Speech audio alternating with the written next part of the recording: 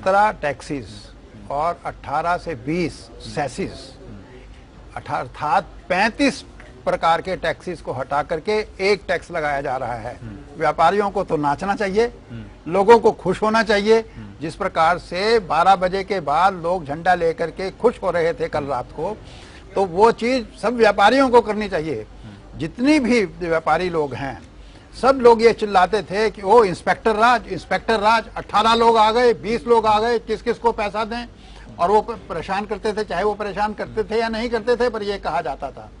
तो ऐसी सिचुएशन के अंदर जीएसटी एक ऐसा कदम है। दूसरी चीज ये है, 17 साल से इसके ऊपर बातचीत चल रही है। लोकतांत्रिक तरीके से जिस प्रकार से बीजेपी ने, मिस्टर जेटली ने और प्रधानमंत्री जी ने लोकतांत्रिक तरीके से 18 एकेडमिक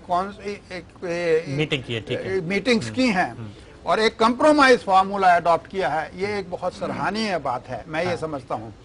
तीसरी चीज ये है, इसके 3 तरीके हैं, 2 तरीके हैं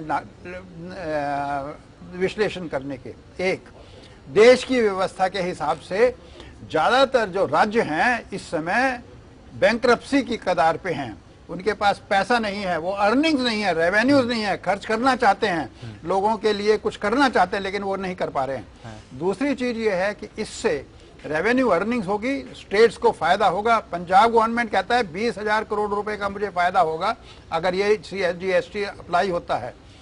दूसरी चीज ये है कि जो फिस्कल डेफिसिट है, जिसको कि हम कहते हैं 3%, 3.5% पे, मैं समझता हूं कि अगर ये रेवेन्यू अर्निंग्स होती है और ठीक प्रकार से होती है तो जरूरी बात है कि रेवेन्यू डेफिसिट में हो और फिस्कल डेफिसिट में कमी आएगी।